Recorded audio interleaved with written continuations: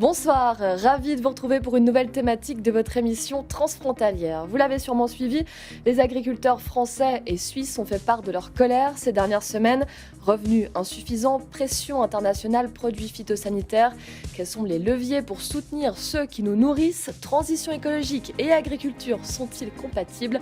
On en discute dans un instant avec nos trois invités. Bien en fin d'émission, notre traditionnel reportage sur un chantier en cours dans le Grand Genève, mais tout de suite, un tour de l'actualité transfrontalière du mois.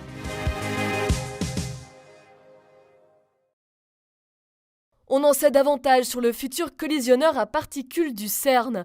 L'anneau de 91 km de circonférence passera sous le lac, sous Genève et sous les territoires haut-savoyards et indinois.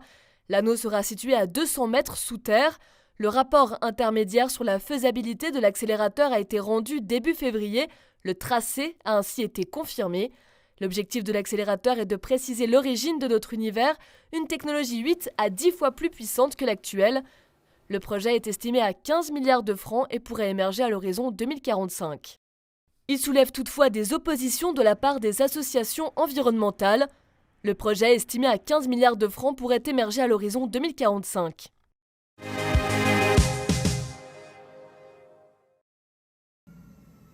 Le Léman Express encore victime de son succès. Un nouveau record de fréquentation a été battu en novembre dernier avec 80 000 passages quotidiens. Le Léman Express a été prévu pour 50 000 personnes par jour. Selon la société exploitante Lémanis, les frontaliers ne représentent qu'un quart des passagers. Les infrastructures sont désormais saturées. Une dizaine de rames devraient venir compléter la flotte d'ici 2 à 3 ans. Des trains à étages sont prévus pour 2030.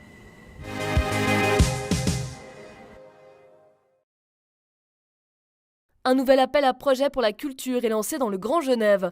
La première édition l'an dernier avait permis de doter 8 projets parmi les 24 en course, comme Antigel XL, les fêtes acoustiques transfrontalières ou des spectacles de contes.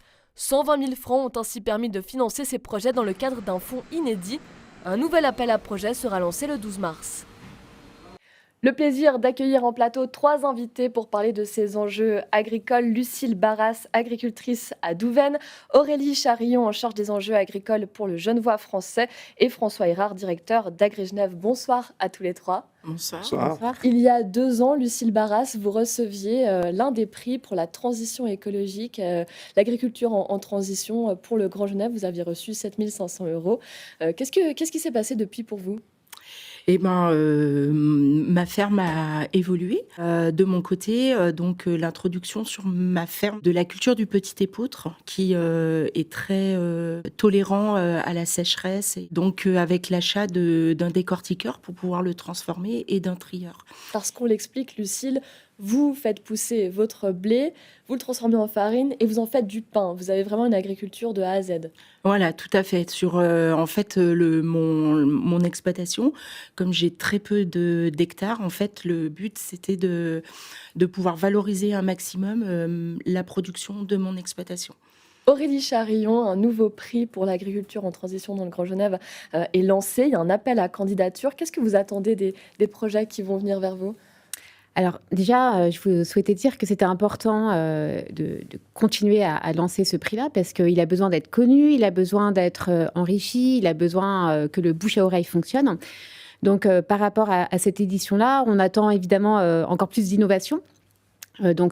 Concernant ce fil conducteur de la transition écologique, on attend à ce que nos agriculteurs du bassin franco-suisse puissent proposer des projets qui permettent une production évidemment liée à la transition écologique, mais puissent vendre localement autant que possible. Ce que l'on souhaite, c'est vraiment constituer des exploitations pour protéger et alimenter notre souveraineté alimentaire, qui soient innovantes et qui développent aussi des énergies renouvelables liées à leur production agricole. La ferme du Mognati a reçu également ce prix il y a 2 ans. Eux, ils produisent du tofu. C'est assez rare quand même dans le canton de Genève. Est-ce que vous encouragez finalement les agriculteurs genevois à penser différemment, à aller un peu plus loin que l'agriculture qu'on faisait déjà il y a 100 ans ? Oui, alors effectivement, on doit s'adapter à la demande des consommateurs surtout. Et je dirais que c'est ce qu'il y a de caractéristique dans cette région, c'est qu'on a un bassin, si on prend tout l'espace franco-genevois, d'un bassin de presque 1 million d'habitants, on doit répondre à leurs demandes. Alors effectivement, le tofu, ça fait partie de la demande, c'est un marché de niche. Nous allons maintenant développer un grand projet de production de protéines végétales à l'intention des marchés, puisqu'en fait, on se rend compte, il y a une demande pour ce type de produits, et plutôt que les importer des antipodes, autant les produire chez nous. Donc on encourage ce type de démarche. Voilà pour le prix du Grand Genève. Parlons un petit peu des mobilisations qui ont eu lieu ces dernières semaines. C'est parti d'Allemagne, puis c'est arrivé en France, et puis la Suisse a rejoint également le mouvement. Il y a eu des blocages d'autoroutes.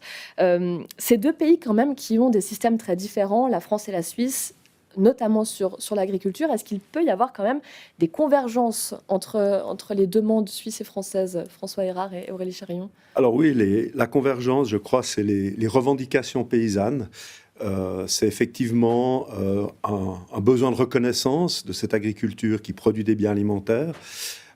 C'est ensuite une diminution des charges administratives. On est complètement fou. En Suisse, on a une législation agricole qui fait 40 cm de haut quand vous l'empilez. C'est juste de la folie.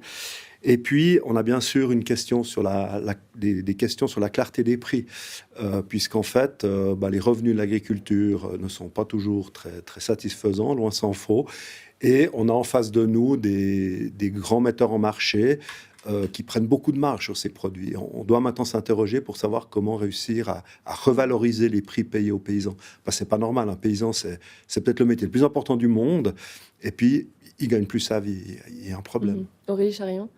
Oui, notre enjeu, c'est vraiment cette question d'autonomie et de souveraineté alimentaire. Et ce que je rejoins complètement ce que vous dites, effectivement, pour nos agriculteurs, il s'agit de pouvoir dire que lorsqu'on produit en France ou même dans l'Union européenne, comme en Suisse, eh bien, nous avons des produits de grande qualité et qui pourtant sont noyés parmi des produits qui viennent du monde entier avec des normes qui ne sont pas comparables. Je pense qu'il faut quand même insister pour dire que nos agriculteurs produisent les produits les plus qualitatifs au monde avec le plus de contrôle possible. Donc, ce que revendiquent nos agriculteurs, et à juste titre, c'est qu'ils soient rémunérés au prix juste, qu'ils ne vivent pas des primes, ils ne demandent pas un surplus de primes. Ils en ont besoin, bien sûr, pour la transition écologique notamment, mais ils demandent à être rémunérés au prix juste et à avoir notamment, vous savez, les fameuses clauses miroirs où on demande à ce que les pays en dehors de l'Union européenne puissent respecter les mêmes clauses environnementales notamment et être payés aussi à des prix qui soient comparables avec les produits français. Je l'ai dit, les systèmes sont assez différents. On sait aussi que l'agriculture suisse est un peu plus soutenue par la Confédération, peut-être au niveau financier, que la France par l'État central. C'est vrai que les paysans suisses peuvent être un peu plus privilégiés, si on peut dire, ou pas? Alors, il faut relativiser. Alors, certes, le système est complètement différent, parce que la Suisse, de facto, n'est pas soumise à la politique agricole commune. Nous avons une politique agricole fédérale qui se construit à Berne par le Parlement. Avec pas mal de représentants. Avec pas mal de représentants, mais c'est normal, de nouveau, on a un secteur important. Et je dirais que la grande différence par rapport, je pense, à la France, c'est que nous avons une prise beaucoup plus directe sur nos parlementaires. On a sûrement beaucoup plus de moyens d'influencer cette politique. Ceci dit, on n'est pas toujours écouté, loin s'en faut. C'est le cas avec cette charge administrative où effectivement personne ne nous écoute. Maintenant, par rapport au fait qu'on est mieux loti... 70% de subventions, finalement, de paiement direct à l'agriculture. Voilà, alors ces paiements directs, j'aime à rappeler que c'est une mission constitutionnelle qui nous est imposée par la Constitution, par l'article 104 de la Constitution, puisqu'en fait, on doit fournir des aliments pour la population et fournir des prestations d'intérêt général non marchandes, et c'est ces prestations-là qui sont rétribuées. Effectivement, ça représente un montant important, c'est à peu près 20% du chiffre d'affaires de l'agriculture suisse, mais sans ça, on ne tourne pas de nouveau parce que nos prix sont beaucoup trop bas. Alors, privilégié par rapport à la France, peut-être. Ceci étant dit, tout coûte beaucoup plus cher en Suisse. J'entends à Genève en particulier, on a pour la main-d'œuvre, on a les conditions salariales, sociales les plus élevées du monde, je pèse mes mots. Et puis tout coûte beaucoup plus cher, donc ça permet de relativiser un petit peu les choses. François Érard parle de la rémunération du producteur. Ça passe aussi dans la grande distribution, donner un peu plus aux agriculteurs. Est-ce qu'il y a aussi peut-être une revendication à avoir auprès des consommateurs? Parce que le consommateur, il fait aussi de la politique, Lucile Barras. Bien sûr, moi je rejoins Monsieur Érard, c'est que en fait nous ce qu'on revendique au niveau français, on a plus de choses qui nous unissent et qui nous rapprochent que des choses qui nous désunissent. Et nous, c'est une de nos revendications, c'est d'être inscrit dans la loi que la souveraineté alimentaire, elle est très importante et qu'on soit au même niveau que la biodiversité, que des choses fondamentales. Et aujourd'hui, ce n'est pas le cas. Pour en revenir à la rémunération, effectivement, le consommateur, c'est par l'achat, par son achat, qui va favoriser un type d'agriculture ou un autre. Et on a envie de leur dire, consommez local pour soutenir les agriculteurs de votre territoire. Les agriculteurs français ont eu quelques réponses avec les annonces du Premier ministre français qui allaient dans le sens des agriculteurs, avec des aides qui seront données, mais aussi la suspension du programme contre les pesticides. Aurélie Charillon, est-ce que ce n'est pas finalement à rebours de ce que vous essayez de mettre en place dans le Grand Genève, une agriculture tournée vers la transition écologique ? Alors, je ne crois pas. Je crois que les messages et les demandes des agriculteurs étaient vraiment qu'on leur donne le temps, qu'on respecte leur travail, parce qu'ils font un travail formidable pour l'innovation, pour utiliser au plus près donc, les pesticides en fonction des besoins et des résultats et de la rentabilité. On a vraiment des excellentes écoles d'ingénieurs en agriculture, de BTS agricole. Donc je crois ils demandent du temps, ils demandent à ce que l'innovation leur permette de trouver d'autres molécules. Et ils sont les premiers concernés par l'intérêt de baisser la consommation des pesticides. Ils y sont favorables, seulement ils disent donnez-nous un peu de temps. Les objectifs, il me semble, c'était de réduire de 50% donc, à l'horizon 2030. Donc c'est conséquent. Ils ne disent pas qu'ils n'y arriveront pas. Ils disent voilà juste, on souhaite renégocier parce qu'il faut aussi savoir qu'à l'échelle donc de l'Union européenne, l'interprétation de cette exigence-là était différente selon les pays. Est-ce que les annonces de votre Premier ministre vous ont convaincu ? On attend. Elles nous ont pas convaincus. Pour le moment, c'est des annonces. On attend concrètement leur mise en œuvre. Mais l'attention, elle est encore bien présente sur le terrain. S'il y avait une chose qui vous permettrait d'aller beaucoup mieux, ce serait laquelle ? Clairement, moi, je pense que c'est le nerf de la guerre, c'est le prix des produits. C'est vraiment la première chose qui fait pour un agriculteur doit pouvoir vivre dignement de son métier. Voilà. Merci beaucoup à tous les trois d'être venus discuter de ce grand sujet de l'agriculture. Et on passe à notre chantier du mois. À Rolle, le projet de la Cité du Vin se décline en un projet urbanistique incluant des logements et la rénovation du site de production.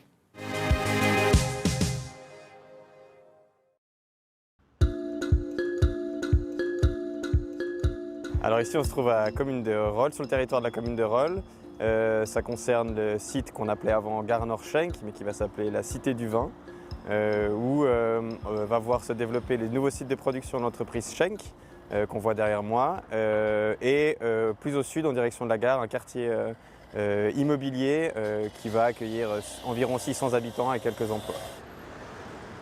Le but, c'était principalement de garder l'entreprise Schenk sur le territoire rollois. Grâce au déplacement de la bretelle autoroutière, on a eu l'opportunité de libérer un espace à proximité immédiate de la gare et donc de pouvoir densifier la ville de Rolle avec des appartements qui sont directement en lien avec la gare et le centre-ville rollois. Il y aura une mixité des typologies, donc on aura des petits appartements, des grands appartements. On aura aussi différents types de propriétés et de locations. Le but, c'est d'avoir vraiment la plus grande mixité possible. La Maison Schenk, c'est une entreprise mondialement réputée de vinification du vin et qui va ici créer un chai éco-responsable. On a eu le premier coup de pioche de l'entreprise, de la Maison Schenk, du chai éco-responsable en 2022. En ce qui concerne le projet immobilier, là on aura une mise à l'enquête du projet qui devrait arriver courant 2024 avec un début des travaux estimé en 2025 et ensuite s'ensuit les travaux et on n'a pas encore un échéancier très précis à ce moment-là.